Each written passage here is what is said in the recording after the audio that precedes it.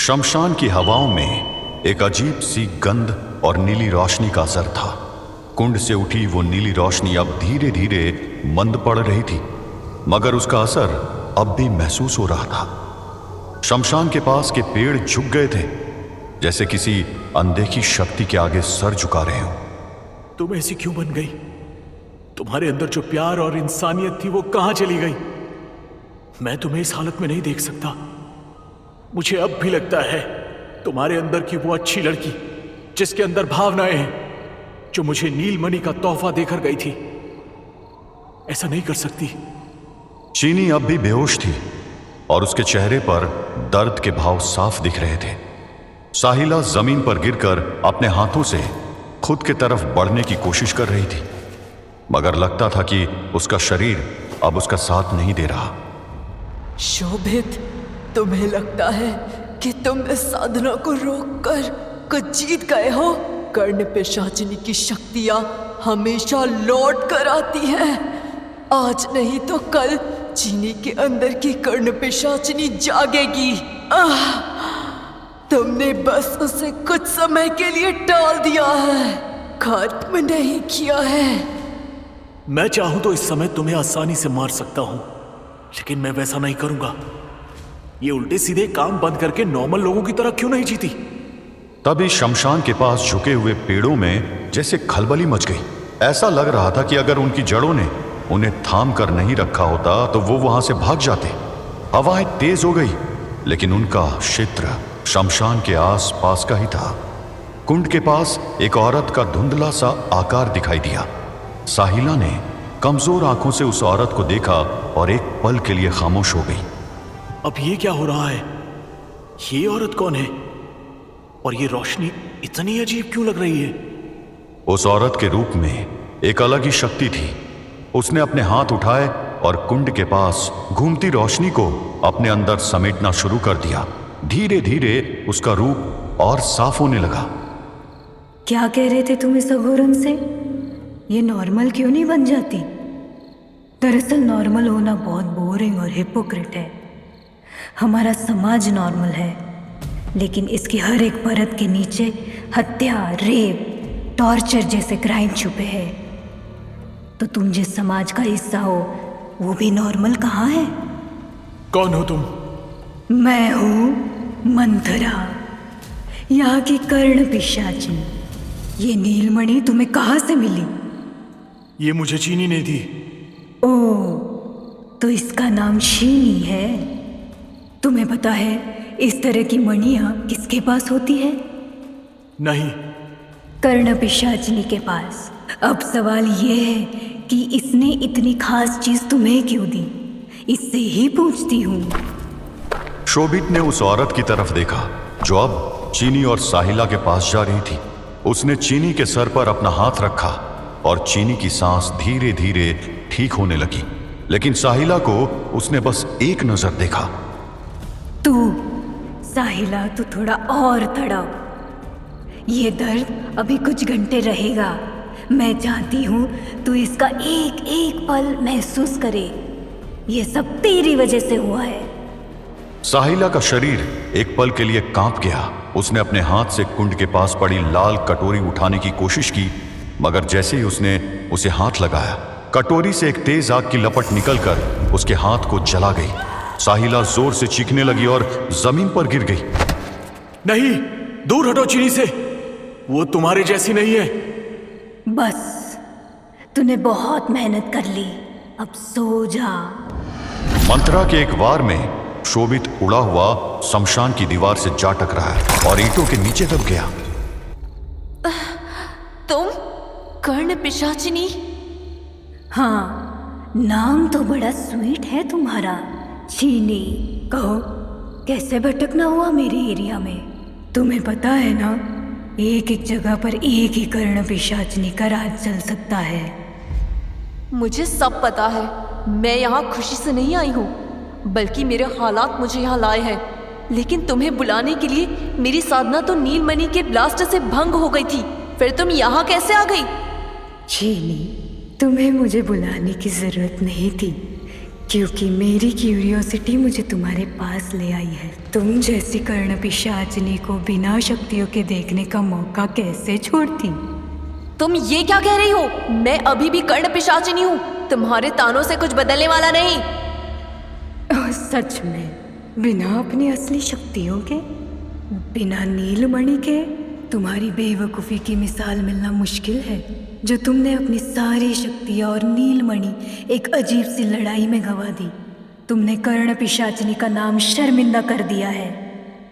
चीनी के चेहरे पर मंथरा के शब्दों का प्रभाव दिख रहा था।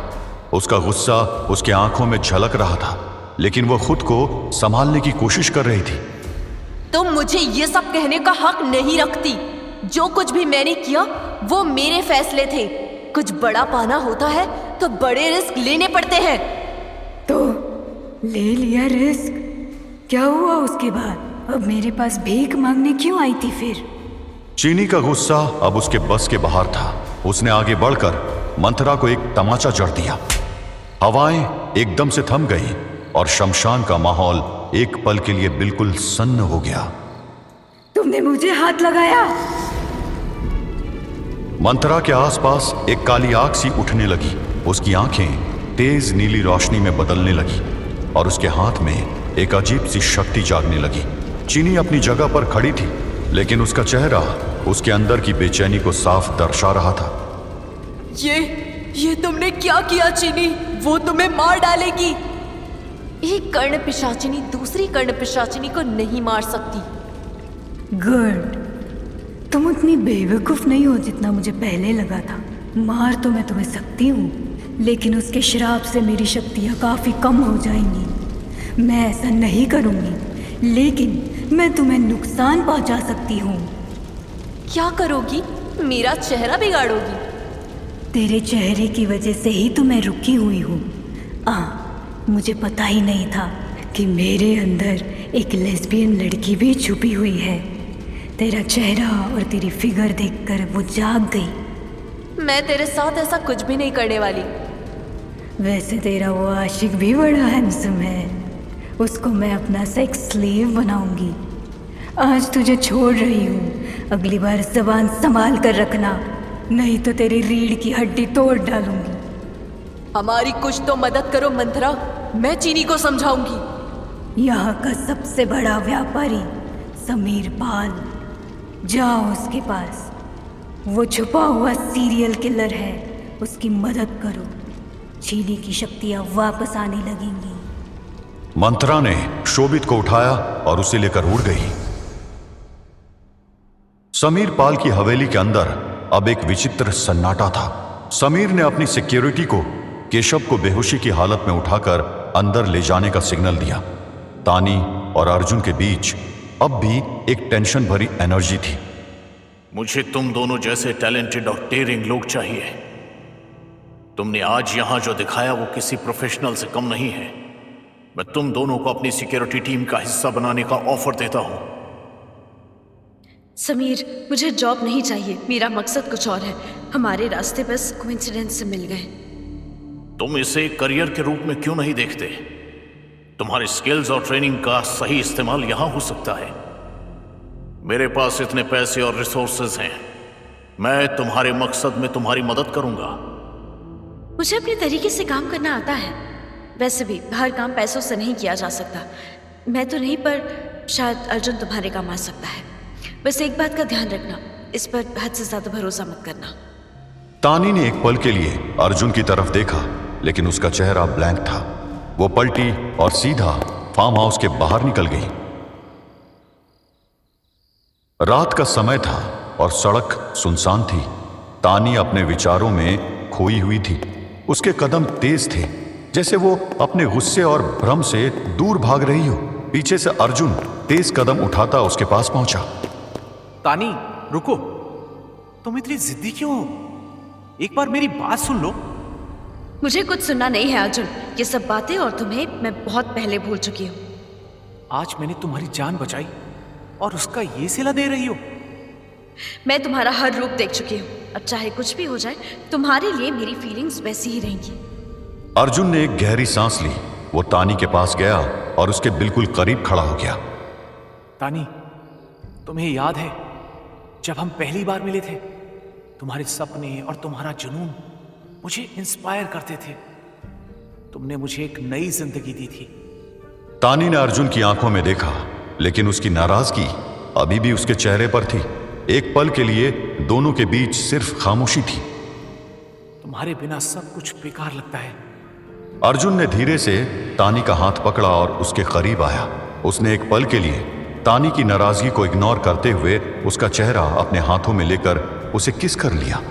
तानी ने तुरंत अपना हाथ उठाकर अर्जुन के चेस्ट पर जोर से धक्का दिया। उस वार में जैसे उसने अपनी पूरी शक्ति झोंक दी थी। अर्जुन हवा में पीछे की तरफ उछल गया और दीवार से टकराकर गिर गया। उसका चेहरा दर्द से भरा था और वो अधमरा लग रहा था। आइंदा मुझे कभी टच मत करना अर्जुन। फार्म हाउस के अंदर समीर और उसके कमांडोज ने एक जोर का धमाका सुना। वो तुरंत बाहर की तरफ दौड़े। ये आवाज कहां से आई? चेक करो। कमांडोज ने फ्लैशलाइट की रोशनी में अर्जुन को जमीन पर पड़ा देखा। उसका सर थोड़ा सा खून से भीग गया था और वो होश में आने की कोशिश कर रहा था। सर, ये बंदा घायल है, हमें इसे तुरंत अंदर ले जाना होगा। इसे अंदर ले जाओ और पता लगाओ कि यहां क्या हुआ। समीर की नजर तानी पर गई, जो अब भी एक जगह खड़ी थी। उसने एक पल के लिए कुछ कहना चाहा, लेकिन फिर वो चुप रही और वहां से मुड़कर चल दी।